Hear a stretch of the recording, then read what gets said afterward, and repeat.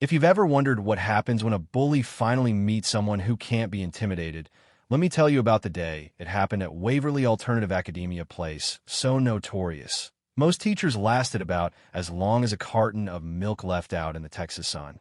It started like this.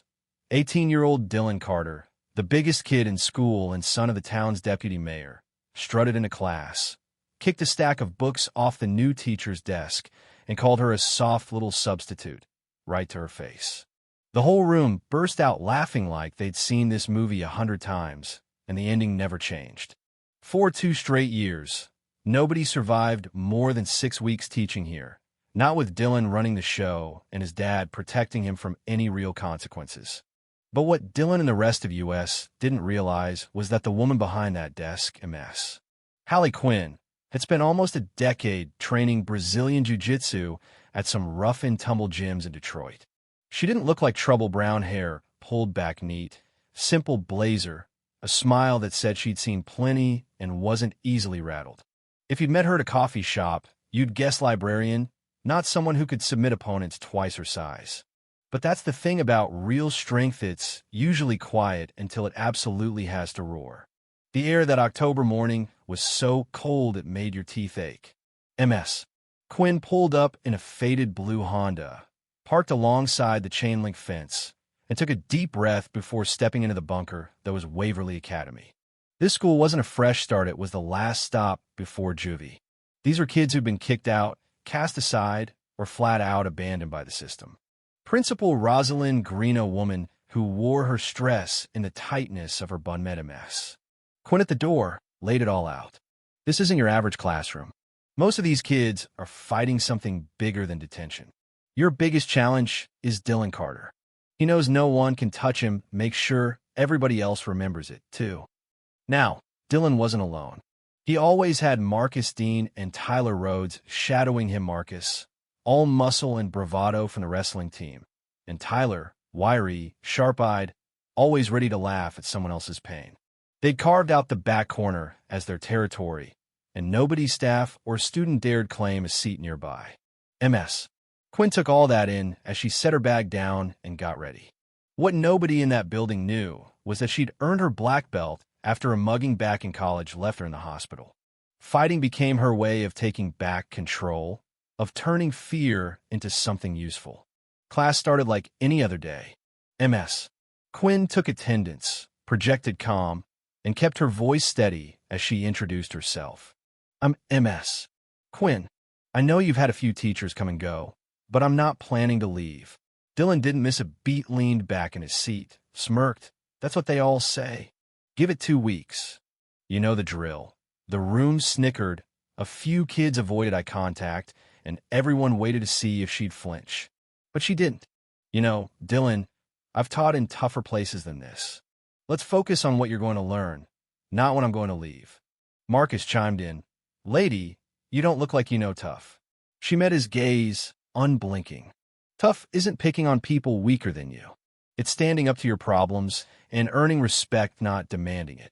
That shut Marcus up for a second, and you could feel the room shift just a hair. But Dylan wasn't done. He stood, tried to make himself even bigger, and said, Respect? You haven't earned any yet. Tyler added, We've seen your type before. I'll talk. No action. But MS. Quinn just breathed, stayed still, decided, not scared. I understand you're testing me. That's normal. Here's what's going to happen. You can sit down and have a productive class, or you can keep going and find out I'm not like the others. The phone started coming out, ready to record the show. Dylan grinned. Are you threatening us? That'd be unprofessional. My dad hears about this. You'll be gone before lunch. She gave a small nod. Not a threat, a promise. You'll treat everyone with respect. Otherwise, we'll have a different conversation. That was the moment. Dylan, never one to back down in front of an audience, stormed to the front, intent on making her an example. He reached for a stack of papers, probably planning to scatter them everywhere. Show the room he was still king. MS.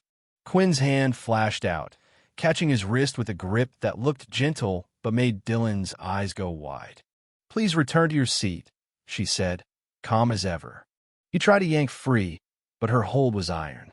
Panic flickered across his face, a look nobody had seen before. Marcus and Tyler tensed, but even they didn't know what to do. The class was silent, phones out, no one breathing. Dylan managed to hiss, "Let go of me. You can't touch students." MS. Quinn gave him the kind of half-smile that says, "I know exactly what I'm doing. This is a control technique for my self-defense training. If you want to see the difference between this and real force, just keep pushing." You could see the calculus happening in Dylan's head the first time in his life. He wasn't sure if he was actually in control. She let him go, slow, and he stumbled back, rubbing his wrist, staring at her like she just pulled a rabbit out of a hat. "Thank you," she said. "Let's try this again." For the rest of that class, nobody spoke out of turn. For the first time, some of the quieter kids like Emily Navarro, who'd barely said a word in months, actually raised their hands. Dylan just glared, plotting. After the bell, Principal Green called MS. Quinn her office. Sitting their tailored suit, confident smile was Deputy Mayor Carter, Dylan's father. "I hear there was an incident," he started, all smooth politician. MS. Quinn didn't blink. "Perhaps we should review the security footage. I'm confident I handled it appropriately." There wasn't any, but sometimes the best defense is just acting like you've already won. Green played along, promised an investigation, and Carter left, clearly frustrated that his usual playbook wasn't working. But the real turning point came after lunch.